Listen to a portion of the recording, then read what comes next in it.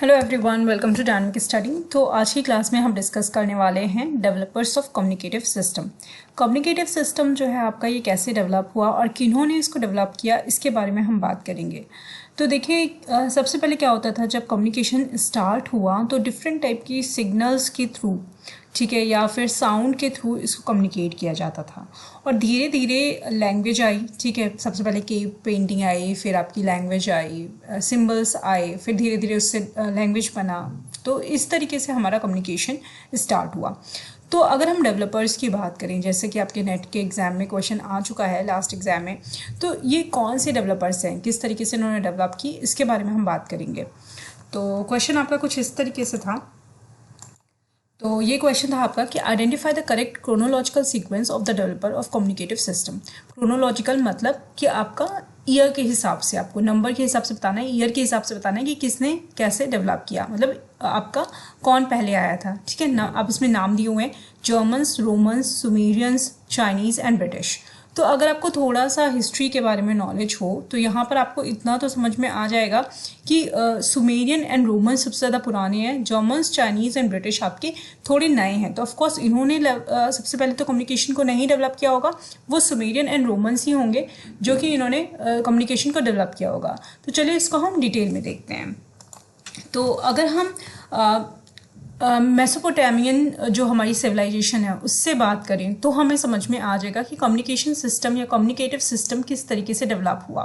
तो जो ग्रीक्स होते थे, ठीक है, मेसोपोटामियन सिविलाइजेशन के टाइम पे उनको हम सुमेरियंस बोलते थे।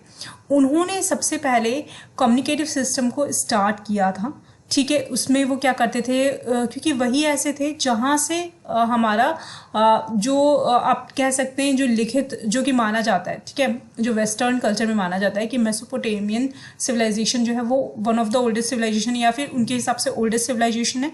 तो वो ये बोलते हैं कि सबसे पहले ह्यूमंस ने वहाँ पे कल्टिवेट किया था फूड, ठीक है, एंड कम्युनिकेट किया था। तो वहाँ पे हम मान सकते हैं कि सुमेरियंस ही पहले ऐसे थे जिन्होंने कम्युनिकेट किया। उसके बाद आपके आ जाते हैं रोमन्स, ठीक है। ग्रीक्स के बाद आप क्या आएंगे, रोमन्स, क्योंकि ग्रीक सिविलाइजेशन के बाद आपकी रोमन सिविलाइजेशन स्टार्ट हुई। और यहाँ पर मतलब ये माना जाता है कि रोम में जब रोम का सिविलाइजेशन स्टार्ट हुआ था तो उन्होंने सिंबल्स के थ्रू उसको स्टार्ट किया था लिखना, ठीक है। अगर रोमन सिंबल्स की हम बात करें तो रोमन सिंबल्स में लाइन होती थी, पाई होती थी, अल्फ़ा, इस तरीके के डिफरेंट सिंबल्स होते थे जिसके थ्रू उन्होंने राइटिंग करना स्टार्ट किया था, ठीक है। तो वो हम अन्यथा मान लेते हैं कि ये भी एक तरीके का कम्युनिकेशन था सिंबल के थ्रू। तो सबसे पहले सुमेरियन ने दिया, उसके बाद आपके कौन आए, रोमन्स आए, ठीक है।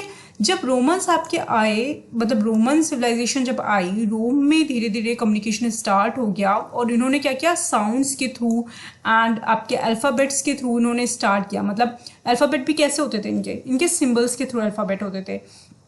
और जैसे मान लीजिए कि ऐसे एक सिंबल बना हुआ है, ऐसे एक सिंबल बना हुआ है, तो इसका कुछ मीनिंग होता था, ठीक है। तो ये एक इनका कम्युनिकेशन का तरीका था। तो हमें इतना पता चला कि सुमेरियन क्या करते थे, सुमेरियन साउंड के थ्रू या फिर स्मोक के थ्रू, इस तरीके की चीज़ों के थ्रू कम्युनिकेट करते थे। उसके बाद आपके रोमन्स आए जिन्होंने सिंबल्स के थ्रू, अल्फ़ाबेट्स के थ्रू कम्युनिकेट करना स्टार्ट किया। और धीरे धीरे करके लैंग्वेज जो थी वो अच्छे से बनने लग गई, अच्छे से आप कह सकते हैं उसका इवोल्यूशन होने लगा, ठीक है। लेकिन अभी भी क्या था, जो रिटन लैंग्वेज था वो इनएफिशिएंट था। उसके बाद जब पेपर स्टार्ट हुआ, ठीक है, जब पेपर मेकिंग स्टार्ट हुई तो रियल में राइटिंग लैंग्वेज आई। उससे पहले क्या था कि सिर्फ हिल्स पे और केव्स में क्राफ्टिंग करके या फिर पेंटिंग करके वो सिंबल्स के थ्रू चीज़ों को दर्शाते थे, ठीक है।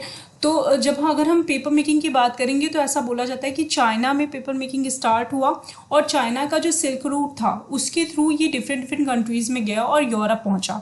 तो इसका मतलब ये हो गया कि चाइनीज़ उनके बाद आए, मतलब उन्होंने उसके बाद इसमें कंट्रीब्यूट किया एंड उसके बाद ये यूरोप में गया। तो अगर हम जर्मनी एंड ब्रिटेन की बात करेंगे तो दोनों ही कंट्री यूरोप में पड़ती है।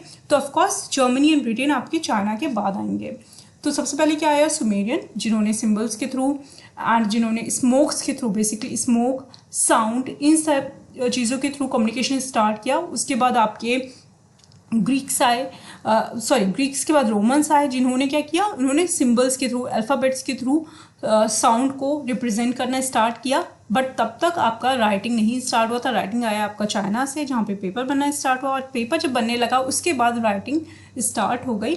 और वहाँ पे क्या हुआ, यूरोप के थ्रू, उसके बाद चाइना से यूरोप गया। अब यहाँ पर हम इंडियन सिविलाइजेशन नहीं डाल रहे हैं। ऑफ कोर्स हमारे कंट्री में तो पाम के पत्तों पे और लिखा जाता था, केलों के पत्तों पे लिखा जाता था। मैन्युस्क्रिप्ट्स अभी भी अवेलेबल है, एंड उसकी बात हम यहाँ पर नहीं कर रहे हैं, ठीक है। ऑफ कोर्स हम यहाँ पे वेस्टर्न कल्चर, जो वेस्टर्न सिविलाइजेशंस का फॉर्म है, उसके थ्रू कम्युनिकेशन सिस्टम कैसे डिराइव हुआ उसको हम यहाँ पे मेंशन कर रहे हैं। तो जो आपके क्वेश्चन में दिया होगा उसी के बेसिस पे आपको आंसर्स को फ्रेम करना है, इतना ध्यान रखिएगा। तो यहाँ पर सबसे पहले आपका सुमेरियन आ जाएगा, देन रोमन आ जाएगा, देन चाइनीज आ जाएगा, उसके बाद आपका ब्रिटिश एंड जर्मन, दोनों में से कुछ भी आप मान सकते हैं। तो ये आपका क्वेश्चन था। आई होप कि आपको क्लियर होगा। Thank you so much.